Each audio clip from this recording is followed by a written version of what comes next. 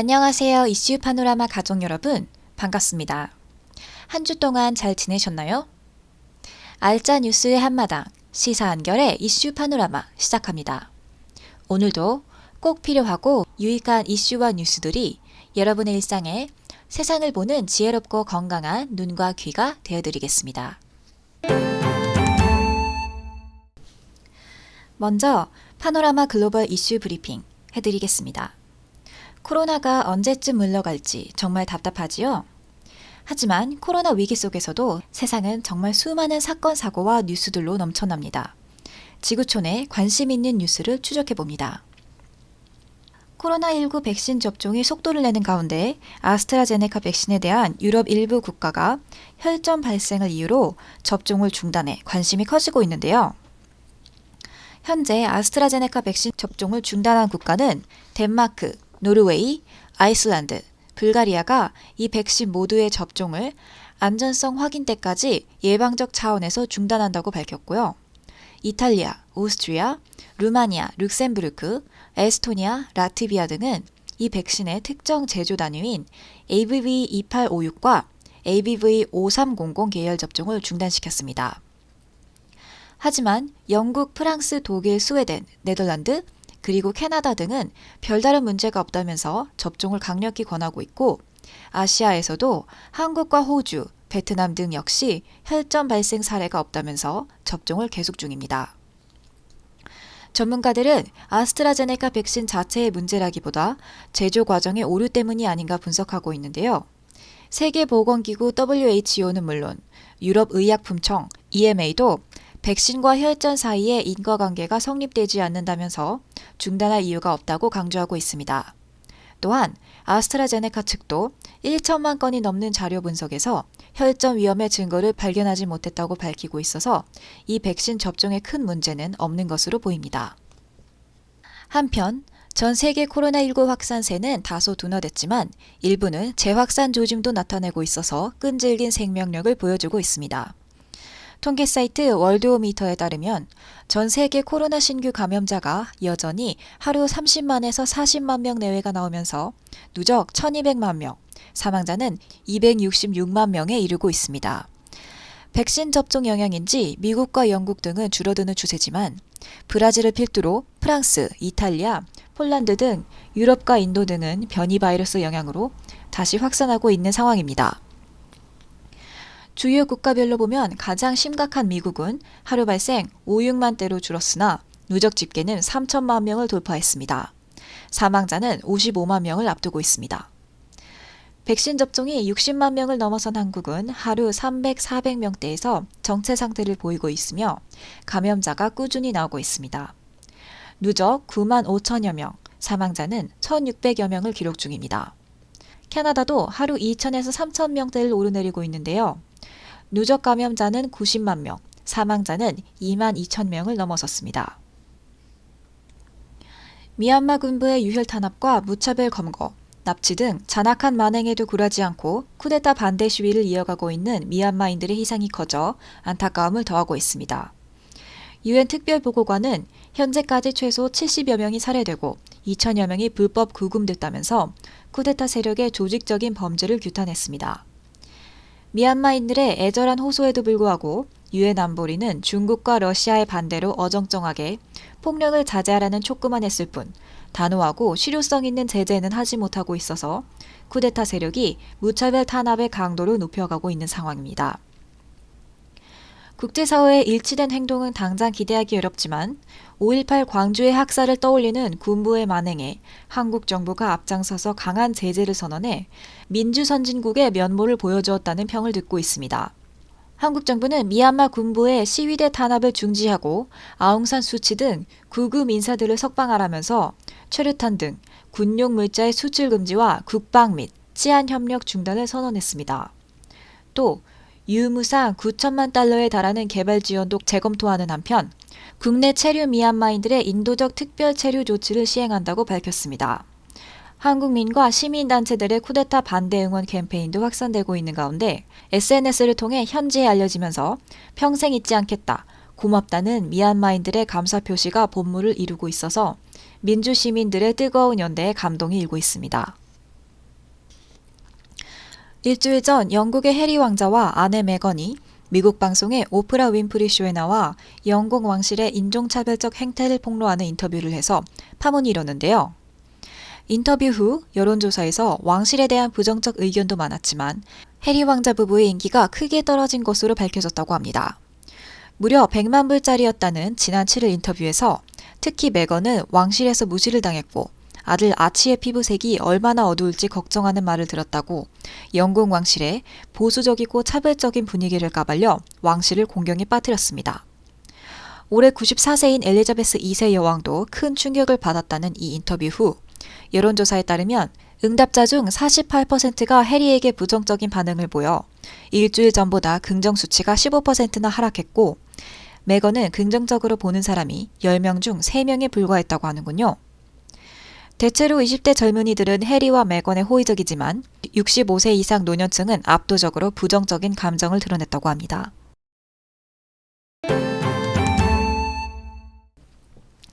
이제 다이나믹 코리아, 한국의 소식을 알아볼까요? 주요한 K뉴스를 줄여 브리핑합니다. 한국은 땅이 좁은 편이라서 땅에 대한 애착이 유별나게 강한 나라인데요. 70년대 산업화와 개발 붐 이후 땅 투기, 부동산 투기가 끊이지 않는 것도 그런 때문으로 보입니다. 역대 정부 장관급 청문회에서 부동산 투기에 연루되지 않는 인사가 거의 없을 정도였고 지금 크게 말썽이 난 LH 토지주택공사 임직원들의 신도시 투기 의혹도 땅이 곧 돈이고 재산이라는 인식에서 비롯된 것이라고 봐야 하지 않을까요? 이번 LH의 투기 의혹은 특히 공공택지개발과 아파트를 짓는 공기업 직원들이 개발 정보를 이용해 너도 나도 투기에 뛰어든 도덕적 해이가 심각한 지경이어서 분노를 사고 있습니다. 정부는 무려 700여 명이 투입된 각 부처 인력으로 대대적인 조사와 수사에 착수해 계제의 부동산 투기에 뿌리를 뽑겠다고 칼을 빼든 상황입니다. 국민들 이목이 쏠려 있고 100여 명이 수사 대상이라는 발표에 장관도 사의를 밝혀 관련 기관과 업계가 바짝 긴장한 상태인데 LH 관련자들이 벌써 2명이나 자살해 충격을 더해주고 있습니다. 그들이 심한 압박감에 양심의 가책으로 목숨을 버린 것으로 보이지만 아무리 부동산 테크의 유혹이 크다 해도 생명과 바꿀 일인지 정말 불행한 일인 것 같습니다. 그런데 설령 그들이 불법 땅 투기로 처벌을 받아 마땅하다고 해도 과연 한국 사회가 그들에게만 돌을 던질 수 있을지 모르겠습니다.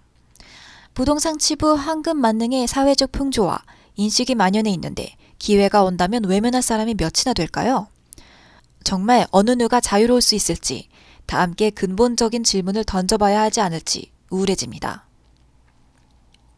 트럼프 대통령 당시 터무니없는 요구로 결론이 미뤄졌던 한미 간 방위비 분담금 협상이 타결돼 올해 13.9% 인상한 1조 1,833억 원을 부담하기로 했다고 합니다. 앞으로 4년간은 국방 예산 증가율에 연동하기로 해서 6년 협정에 따라 2025년에는 대략 1조 5천억 원을 한국이 부담하게 된다는군요. 한미 양국은 동맹 복원을 위한 합리적 절충이라고 평가했는데 일부에선 한국 부담이 과하다고 지적하는가 하면 먹고 살만하니 안보 비용을 내야 한다는 의견도 있습니다. 하지만 1966년 체결된 소파, 즉 한미 주둔군 지휘협정에는 원래 한국은 주한미군의 시설과 부지만 무상 제공하고 미국이 미군의 운영 유지비를 모두 책임지도록 되어 있어서 한국이 남북 분단 상태로 인해 너무 과도한 바가지를 쓰고 있는 것 아니냐는 비판도 나오고 있습니다.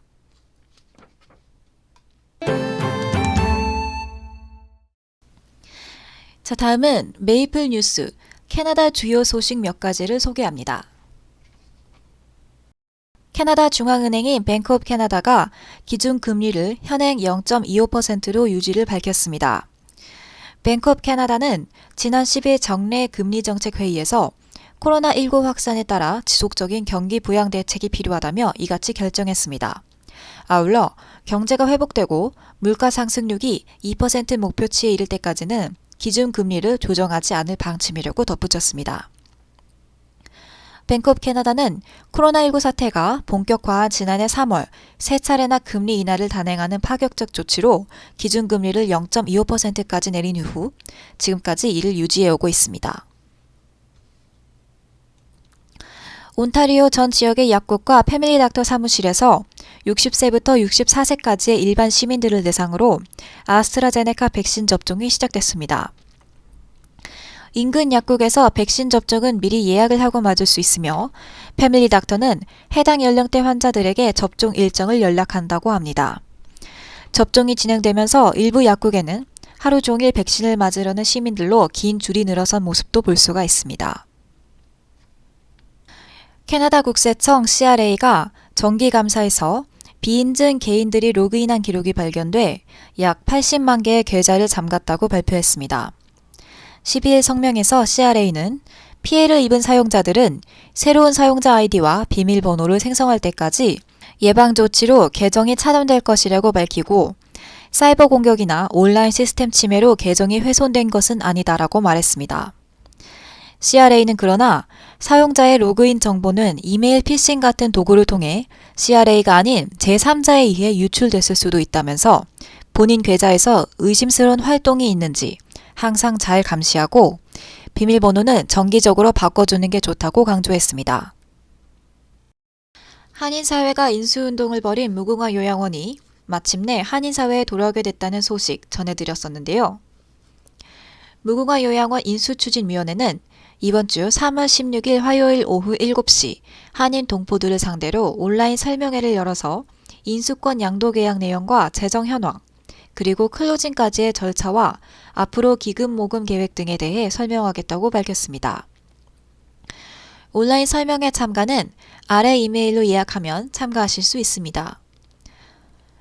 인수추진위는 리카와 최종 합의된 구매가가 725만 달러이고 앞으로 다운페이와 세금, 법률 비용 등 클로징과 운영비에 450만 달러가 필요한데 계약금 102만 5천 달러를 지불했기 때문에 이제 337만 5천 달러를 모금해야 한다고 모금 목표를 밝힌 바 있습니다.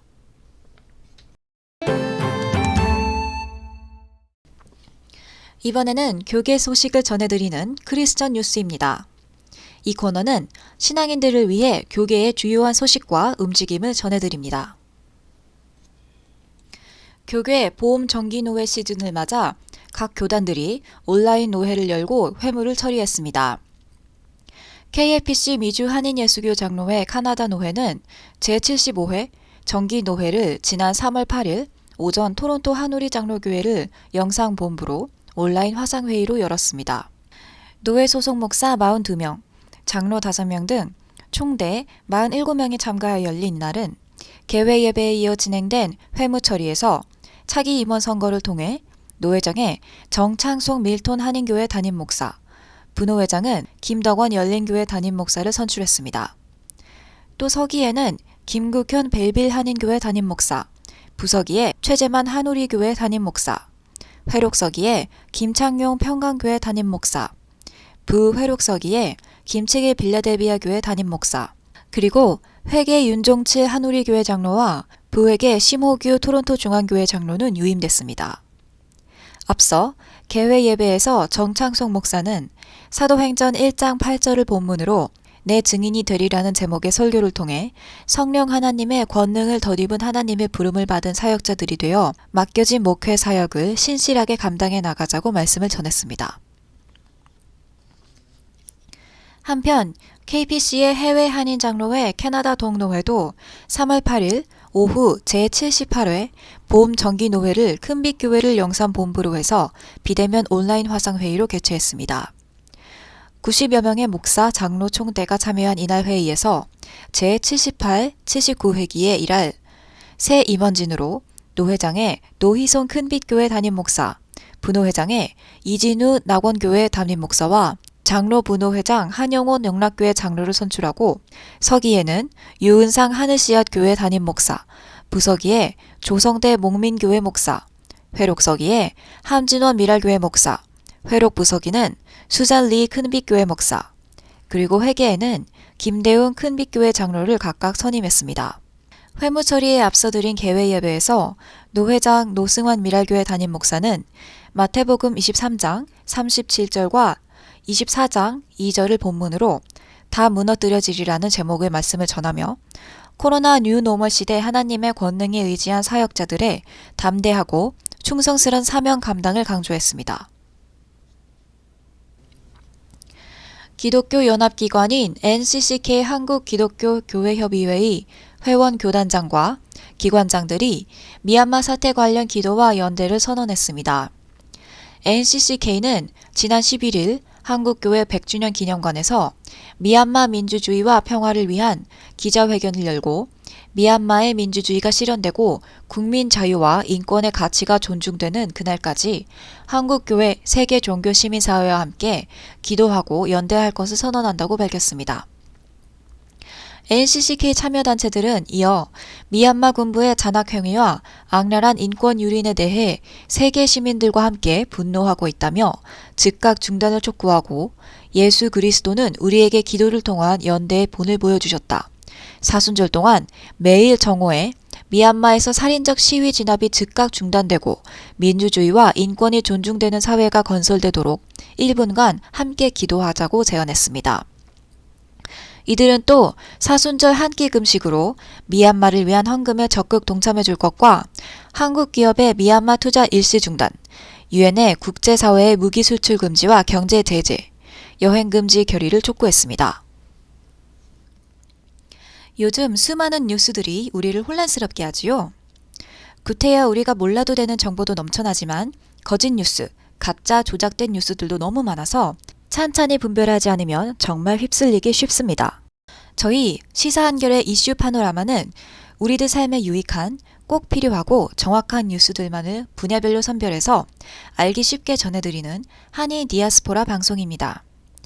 저희 시사한결의 이슈 파노라마와 함께 하시면서 여러분 삶이 더욱 풍성해지며 건강하고 활기찬 일상이 되시기를 기원합니다. 여러분, 좋으셨으면 구독 눌러주시고요. 건강하시고 다음 주에 뵙겠습니다. 감사합니다. 평안하세요.